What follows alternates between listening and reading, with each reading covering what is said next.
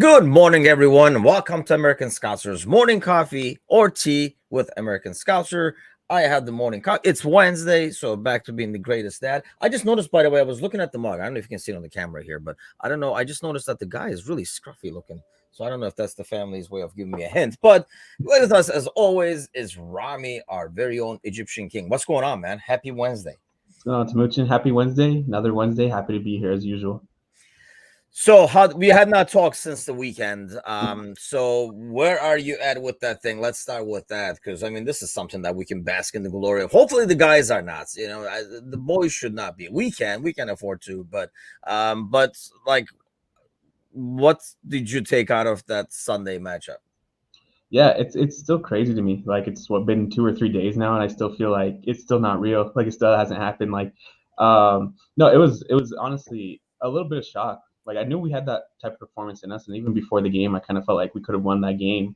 But to do it in that fashion was just so like I think cathartic was the only word I can think of with all the quadruple top United fans were saying, and just like everybody writing off Mo Salah and just writing off Gakpo and Nunez, and those being the guys to really dominate that game and then just like everything we've been through this season, it was kind of a cathartic experience. I feel like we needed that a bit as a fan base. So yeah, so it was just awesome. I was just really excited. 7-0 is a historic thing. United fans are saying, "Oh, well, you're still 7 points behind and stuff." But in 20 years, nobody's gonna remember who finished third and who finished fourth. But everyone's always gonna remember the 7-0 at Anfield. So yeah, it was just great. I was just glad we were able to witness it. But it doesn't excuse everything this season, but it did make some of it worth it just to see that. So, so yeah. Yeah, I mean that's the thing. It's freaking historic, man. Alan's with Mm-hmm. us this morning. Good morning, Alan. I think that's the thing. It was just like so freaking historic, and it's odd, because so I was on the podcast with it's called PL and PJs, and so it should be airing on like Thursday. And the funny thing is, we had talked before. They contacted us, wanted to get like a Liverpool perspective, and I want to say it was right before the Everton game, and he was like, we were talking about setting something up, and then he said, hey, like, because this happened, we want to like probably do something on this team this week, can we like rearrange? And I was like, that's fine, whenever, I'll show up. And so before we scheduled, so last week before this game, they actually had somebody who is, I forget the name, I should probably like out of respect plug it in, but they basically have like a Manchester United podcast here in the US. And so they were talking to him, so I listened to that episode, and yeah, you can see a lot, like a ton of optimism. And as they should probably, especially compared to where they have been, there was a lot of things for them to be happy about. They're like, okay, we finally got the right guy and stuff like that. I mean, I was actually going to reach out like to see if you could have like a quick chat and stuff. I don't know how willing they would be, but in terms of, I wonder how they like how those a lot of fans feel now. Like I talked to my brother who's trying to just like sidestep, do the limbo over everything I throw his way, and I was throwing like a meme every 6 hours or so, so that could be why. But in terms of like how much of a setback it is, or do they take it as like a little bump on the road? How big of a bump on the road do you think it will be for them? Yeah, from all my friends that are United fans that I've talked to, it's kind of seemed like from the feeling that I get from them is it's like we can't let this define our season. I think they're feeling okay. We got the Carabao Cup. We're in Champions League qualifying places. Let's not let this one loss define our season, which I think is the right way to approach it. But I also feel like yeah, you're right. I feel like they came into that game just with a lot of overconfidence. I think they're underestimating Liverpool and the atmosphere and the occasion. And I think even Ten Hag, I don't say he came in naive, but it did kind of feel that way when he was going to the media and saying Anfield's just any other place and stuff like that. So yeah, so I hopefully, I mean not hopefully because I don't want to see them do well, but I think for them they can learn from this and understand that there's these games still mean like doesn't matter form anything like that. Um, you know, don't come out in the media and just try to god the Anfield crowd. Instead, maybe if you tell your players that that's fine, but pay respect and stuff in the public light. And I think it'll be a learning experience. I think Ten Hag is a very qualified and I hate to say a very competent coach, but I think this was definitely a learning for definitely a lesson for him So we'll see. Maybe they'll bounce back, but I wouldn't mind if this is just the beginning of the capitulation. I honestly wouldn't be surprised if at the end of the season we finish ahead of them, just and we look back at this as the turning point that they struggled in games. I think they play Southampton next.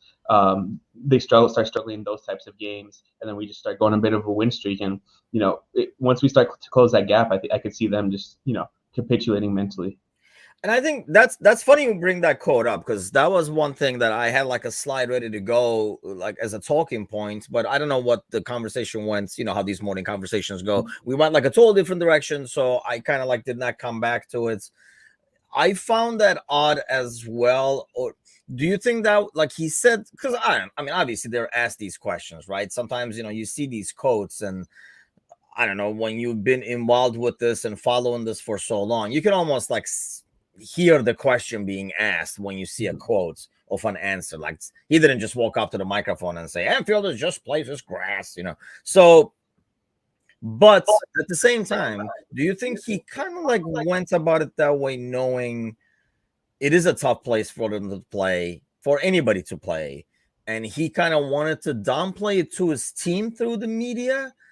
Because it does sound like an odd answer to give. The standard issue answer would be, oh, everybody knows it's a special place to play. Like that's what most visiting managers say. But, we can't be intimidated, blah, blah, blah. And then you just, you press play on that regular answer for him to say, oh, it's just another place and stuff like that. Or is it more like a language barrier? That's what he was trying to say, and it came out that way. Yeah, and I don't really know for sure about that, but I mean, there's two approaches. There's that he can just try to downplay it to his team and to the media. And then there's the Mikel Arteta approach. I'm not sure if you saw that video. He brought in speakers and played "You'll Never Walk Alone" at one of their training sessions. So yeah, that worked that year. Yeah, and then he still got whooped. So it's like, I don't know. You can pick your poison, and it might not be effective either way. Honestly, yeah, I think, like I said, he came in, it's his first time in that fixture playing at Anfield. I think he just kind of underestimated the occasion a bit, and it might have translated to the players.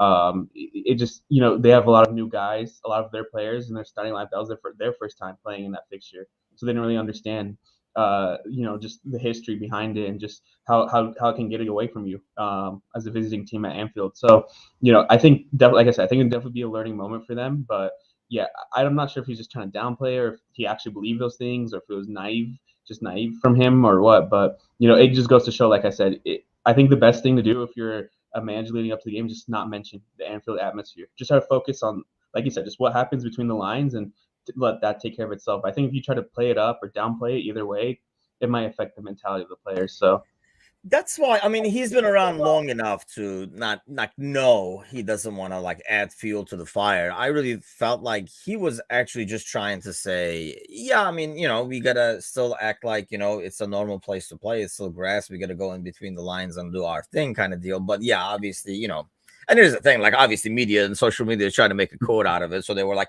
we'll just take this part. Like I did not listen to the entire thing myself. I just saw that quote. So I don't know if he said two sentences before saying, oh, it is a special place to play, blah, blah, blah. And then comma say, but it's still grass. It's still this, blah, blah, blah. We got to go out and do it. And of course, like media is like, we'll take this part, not the boring part kind of thing. So that can happen. Speaking of people who are just like, hanging out in Anfield for fun and doing the tourist things. He was pretty much a tourist.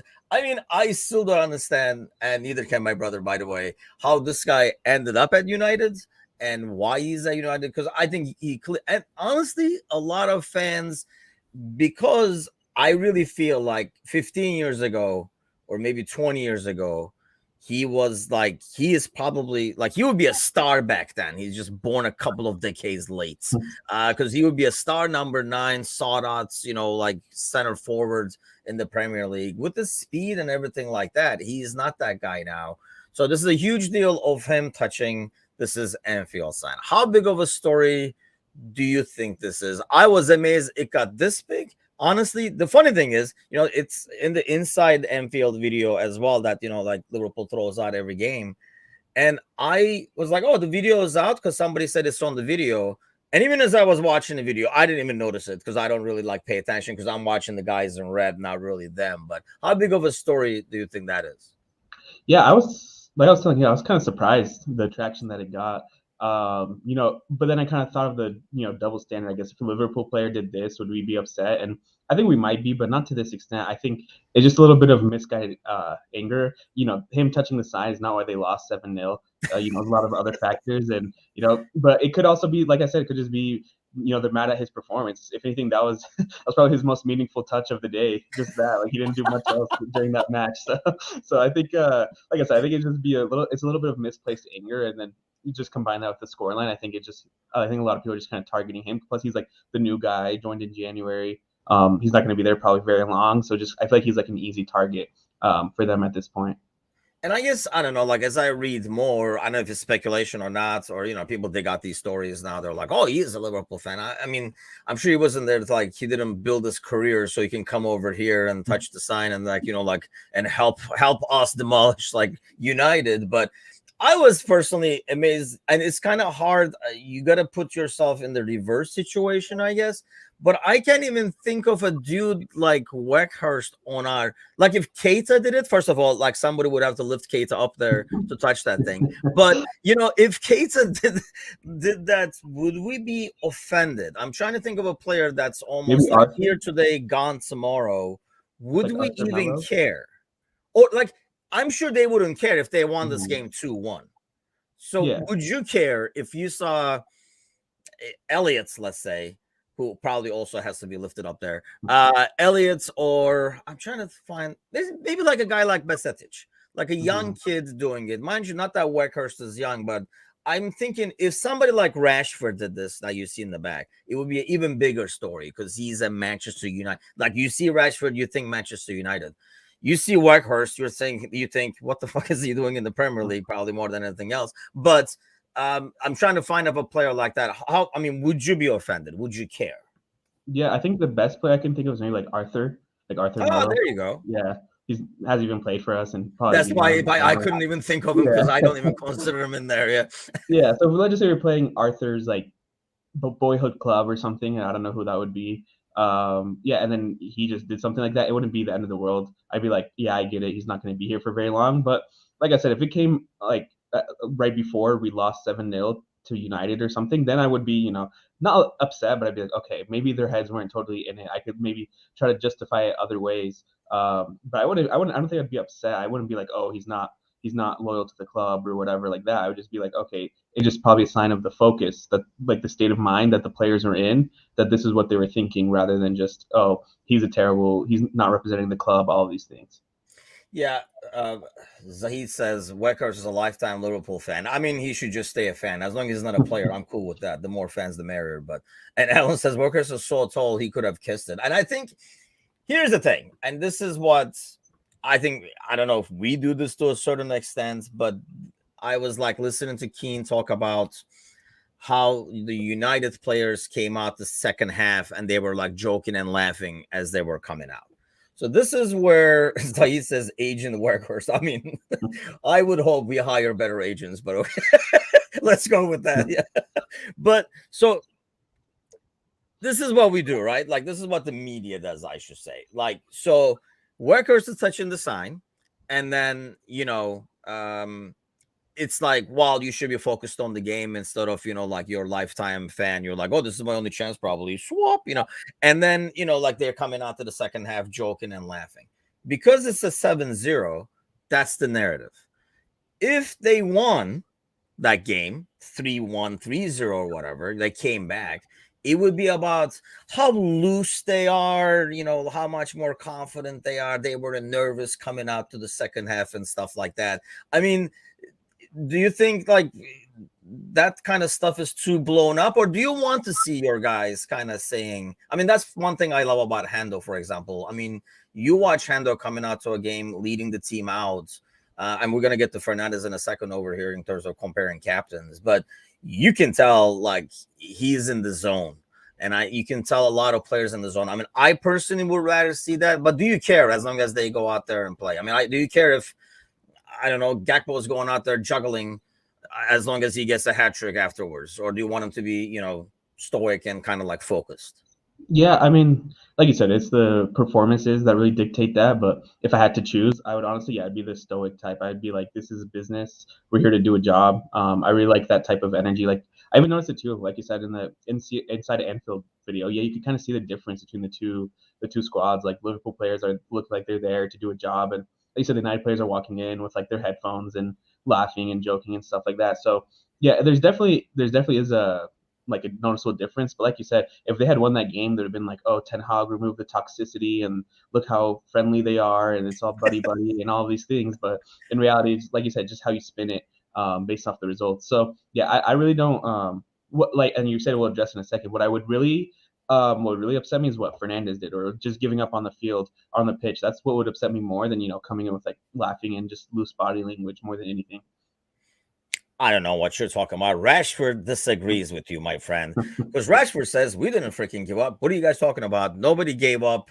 And so I'm glad you kind of like talked about that. Let's talk about like the spinning and stuff. Obviously, Rashford talking about Bruno as well as Ten Hag talking about Bruno, and they made it like okay. So Rashford says he's been a good leader for us even when he's not being captain, which is always a good sign. And that's the kind of guy you want to make captain. The guy basically is a default captain because he was captaining before.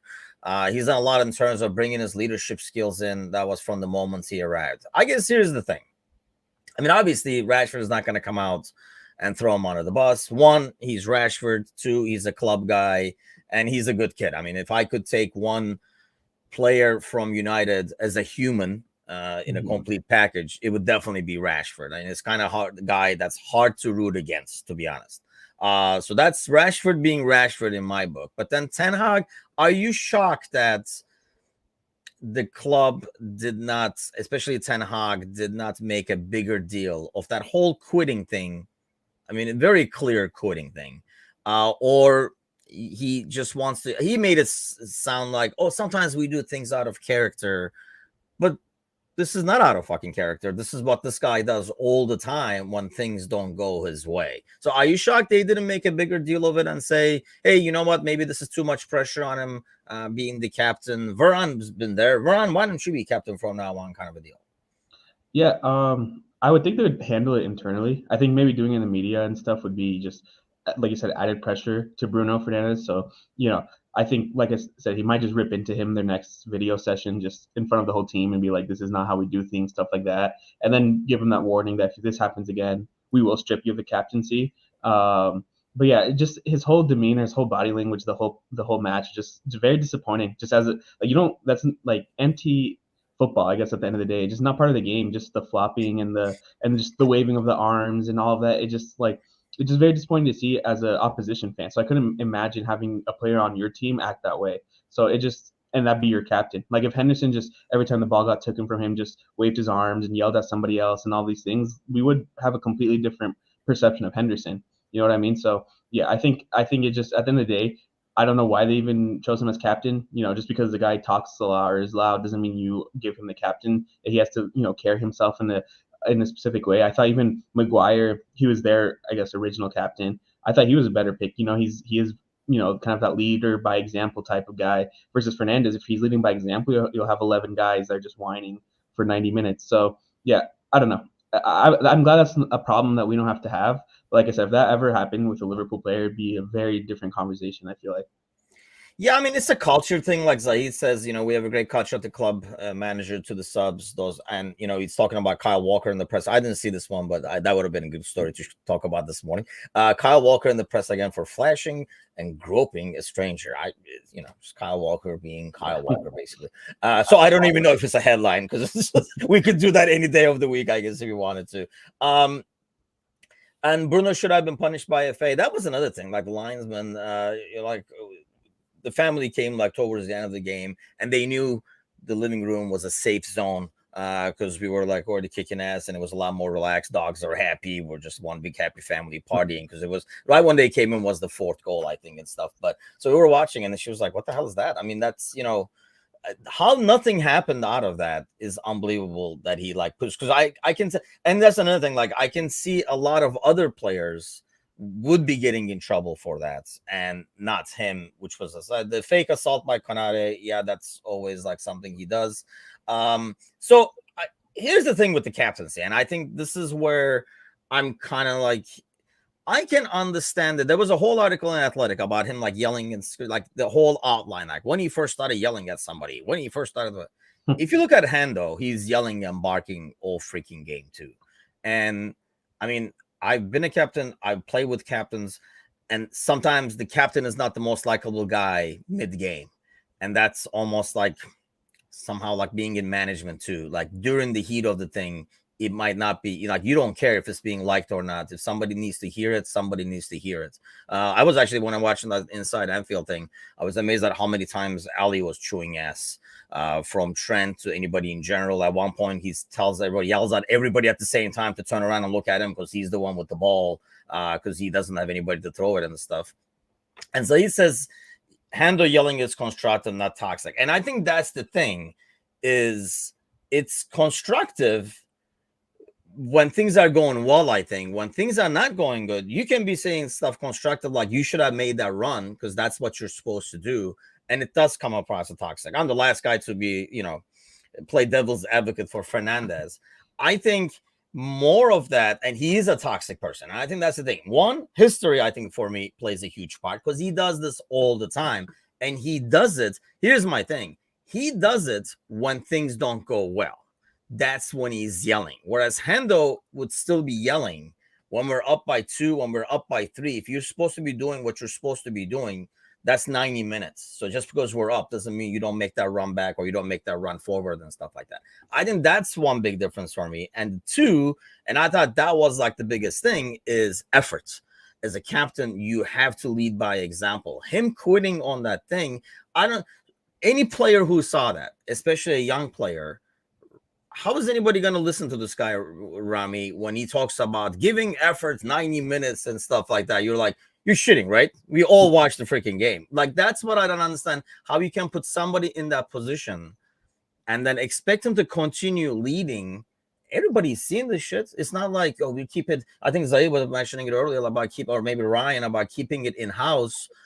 I mean, everybody's seen this shit. So how is he going to go to Elango, for example, and be like, dude, you got to track back. You got to continue playing defense no matter what the score. You're like, you're kidding, right? Here's a Twitter. Check this out. This is you. So, I mean, how does that work? You tell me. Because that's the part that I don't follow. How do you keep moving forward and expect this guy to be? Because you're making it hard for him to lead, because obviously he doesn't lead by example. Yeah, and I'm sure this week in training sessions, he probably wasn't the most vocal guy because, like you said, there'd be like, why are you telling us what to do?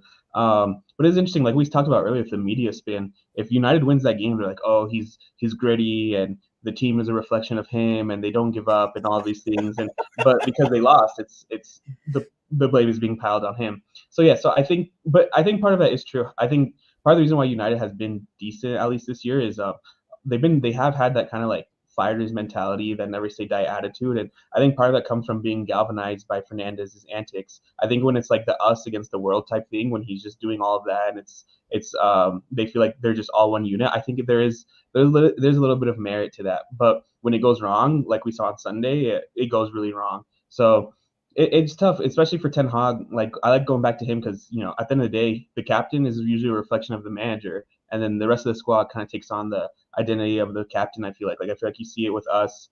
Like Henderson, I feel like is a reflection of Klopp, and the rest of the squad is kind of like a reflection of Henderson. I feel like just that hardworking and diligence and stuff like that. So so if you want your team to be 11 Fernandez is just a reflection of that, then fine, make him your captain. But if you want your team to be, I'm surprised Rashford isn't their captain, to be honest, because I would want all of my guys to be like people like Rashford, carry themselves in the right ways, not somebody like Fernandez who just, is always in the media for the wrong reasons.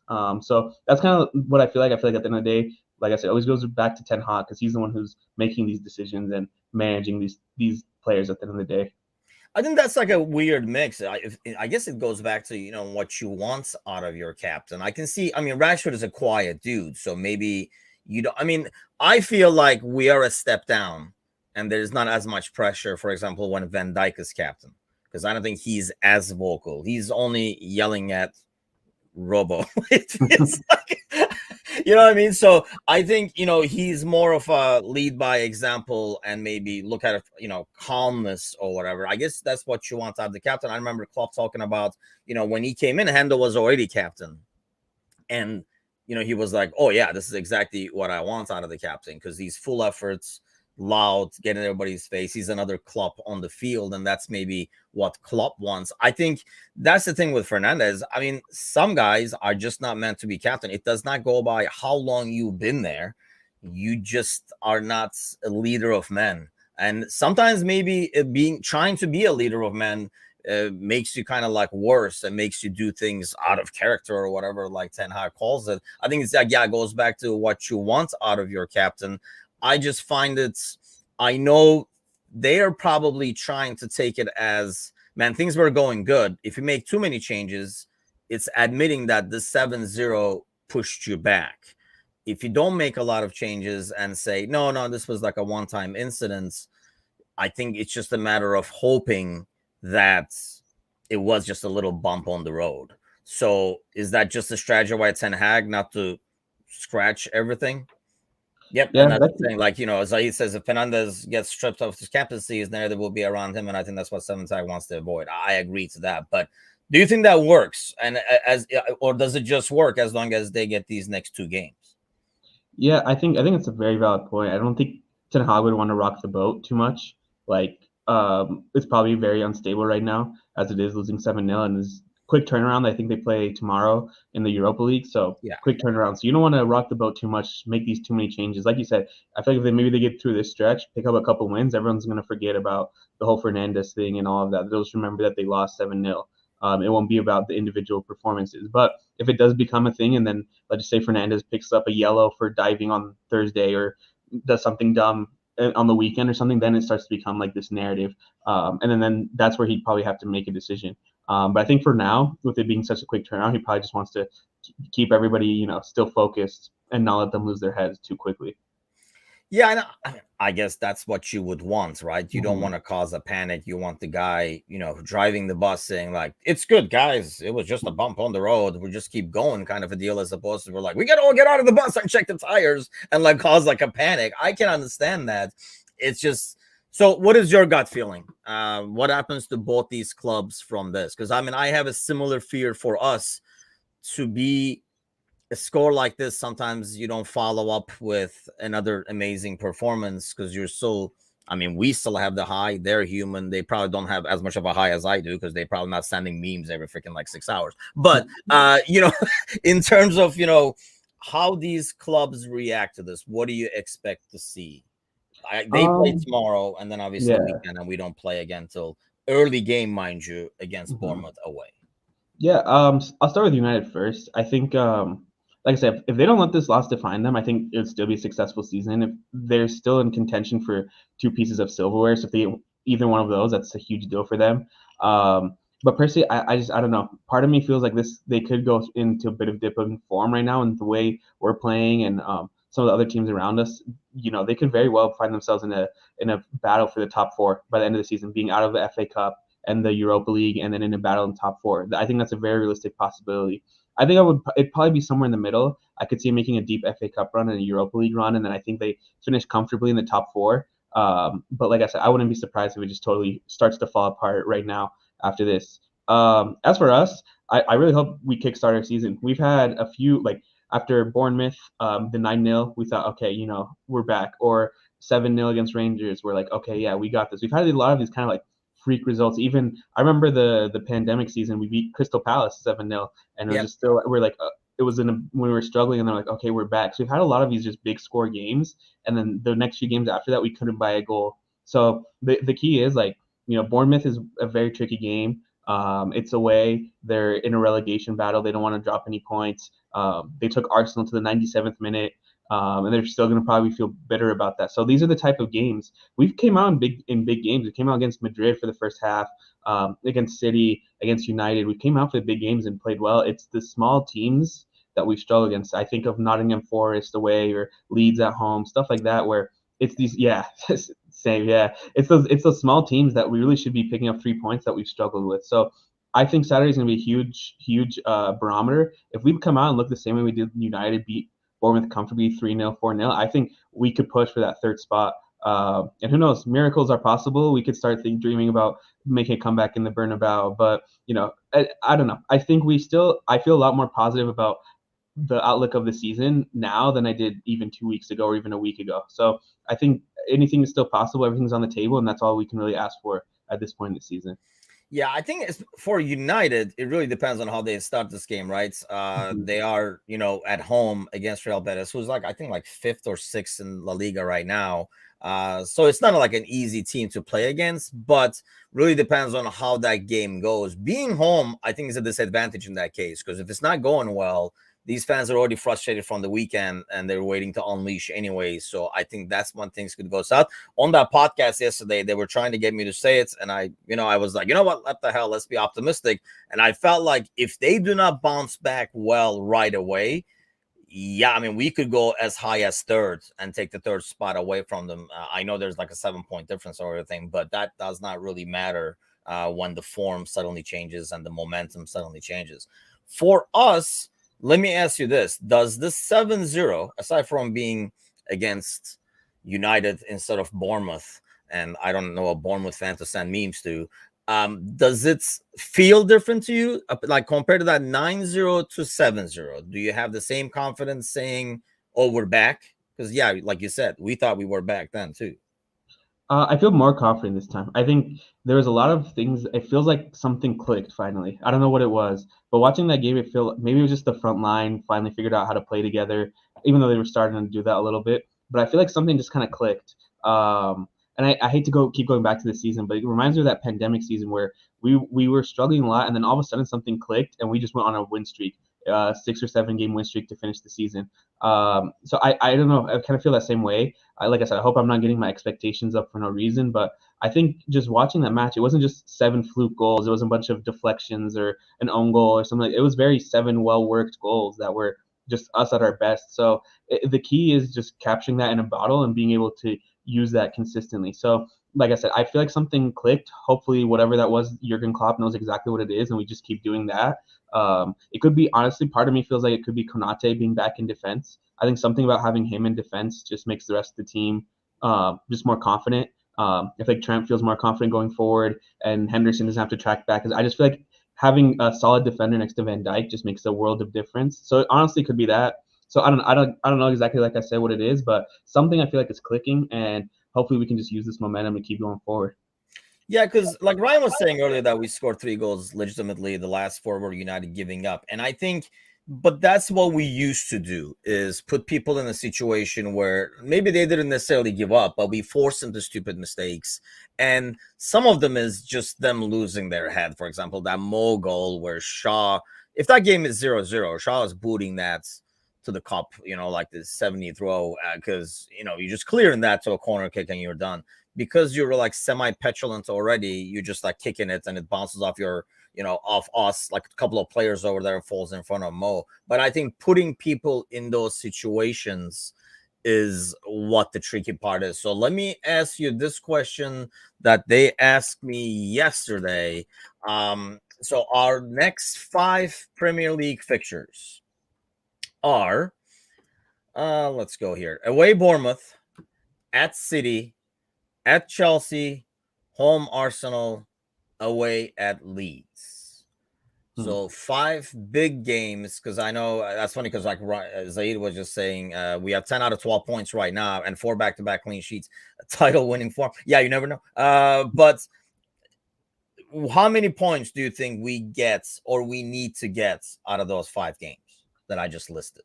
I think at least 9, just to stay in that running. I think Bournemouth is a must-win. I think Leeds is a must-win. Like I said, we need to get those games, bottom of the table teams, and then you have those 3 in the middle that I feel like anything can happen. I think I have a good feeling about the Arsenal game. I think they're just not. Anfield terrifies them, especially after last season.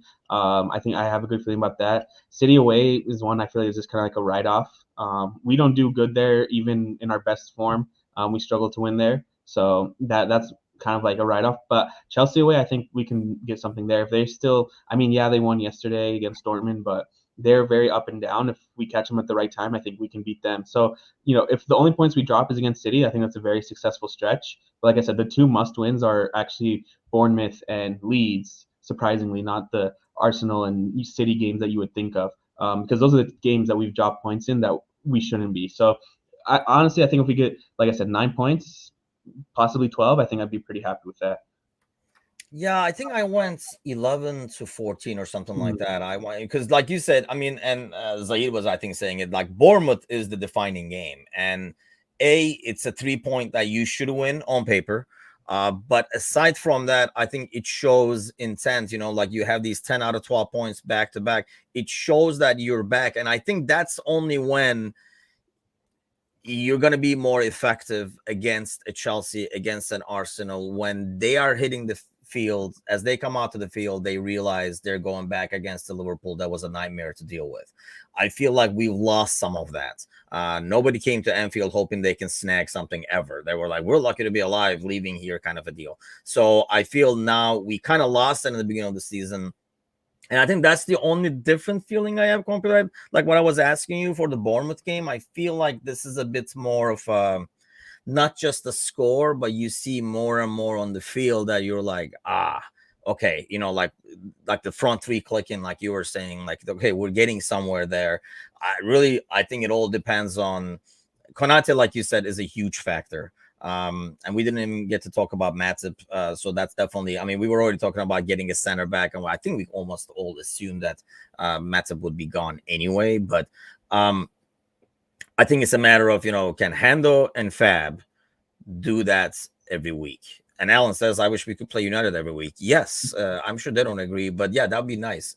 I think we should just rotate Everton, United, Everton, United. But at the same time, does that mean it's all about this team being focused? And that's what I worry about for the Bournemouth game and like games like that. Like you were saying, when we struggle against small teams, is it you knew when we came out to this game? And people all talk about like the first half, like, all the United fans, like, we were better the first half. They had more chances, but I think if you looked at the individuals on the field, you saw the guys in red really wanting to win a lot more than the other team.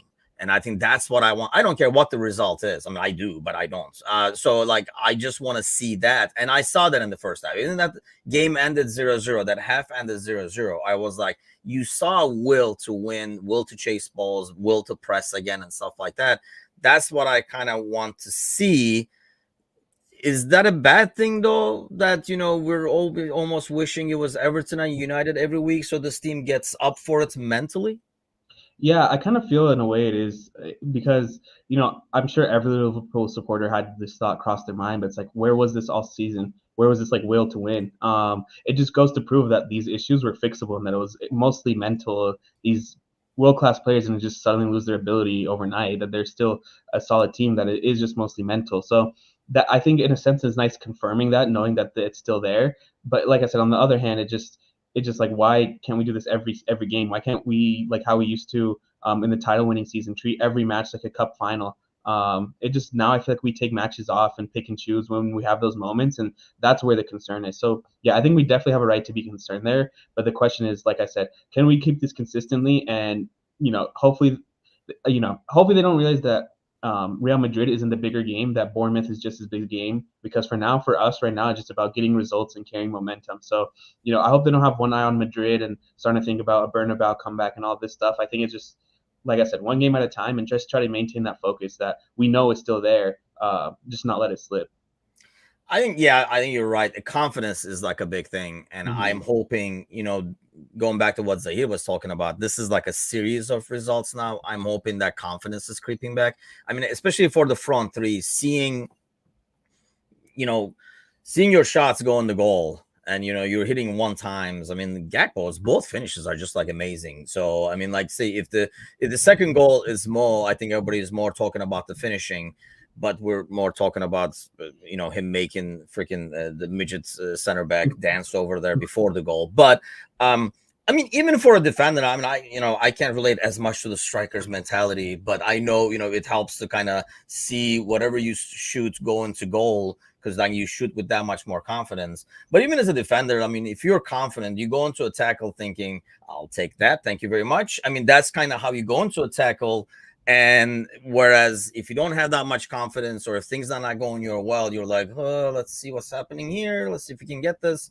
And that mindset can make like a huge difference. And I know like everybody's like, oh, what? These guys are pros.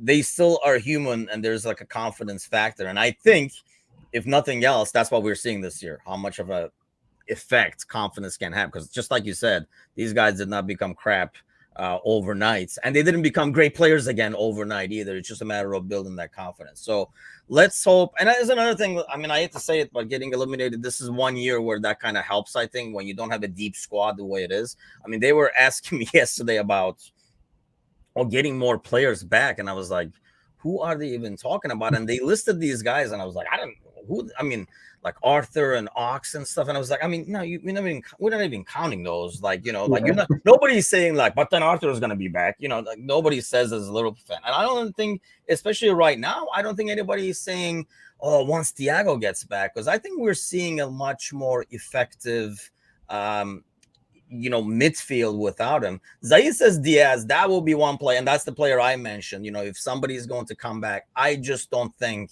we're gonna get the Diaz that we, the Lucho back that we expect this season. I just don't see it. By the time he comes in, I think he's gonna come off the bench a couple of times and stuff like that. We might like finish the season and be like, oh man, once he gains his strength back and his pace back, this is going to be great again, kind of a deal. But definitely good options to have. I mean, that's one thing. You look at the front three now, and you still have Jota and Bobby who can come off the bench, or you can rotate whatever the heck you want, as opposed to, I mean, how many games did we start and we put every attacker we had out there? The only guy who could come off the bench and be attacking was Ox or Elliott, who are both not wingers or, like strikers and stuff. So I think we have that.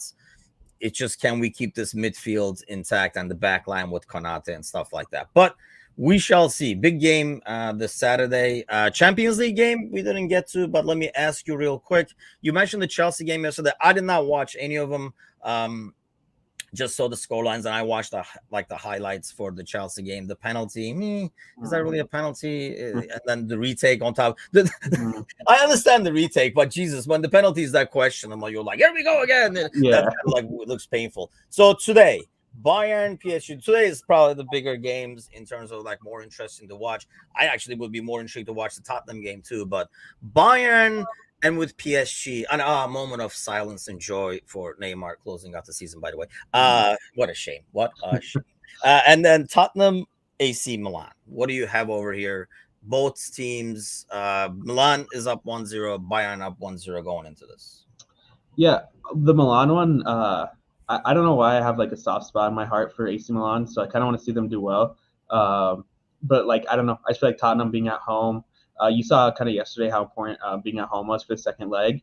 I think Tottenham gets it done, and I kind of feel the same way about Bayern. I think just them having a lead going back home is just too much, going to be too much for PSG, and they rely so much on just Mbappe, Messi, just moments of brilliance that I don't know if they'll have enough of that in them to get it done. So I honestly think both home teams, so Tottenham and Bayern, win 2-0 today. I got my money on Milan on this one, actually. I feel like Tottenham can lose their heads a lot easier, and if Milan gets a goal somehow, I think that's the more interesting game. Bayern, I feel like, yeah, especially if they take a lead, that can get ugly actually pretty fast at home as well. But those are like two games to watch later today, and then tomorrow, obviously, the Europa games are on. Fenerbahce is in action, and this Manchester United team is in action. Actually, I'll be interested to watch that, even though I probably won't, because I'll be watching Fenerbahce instead. But thanks a lot as always, Rami. And thanks to all those following, listening, sharing, and all that good stuff. We are finalizing the fundraiser I mentioned for the earthquake survivors in Turkey and Syria. So we will be a lot of good donations coming our way. So we'll be getting that side auction set up, and hopefully everything should be live. Site is back in action. The news page is getting an overhaul, but once that is up, the site is back up in all its glory finally. So we are in full force over here. So Rami, thanks again as always. You guys have a great Wednesday. See you guys tomorrow night. The gang will be back. Mecca Fish is back in action. Fish will be on as well. And then right afterwards is the Fantasy Geek session with Mateusz and Gally. So you guys have a great Wednesday, everyone. Take care. Thank you.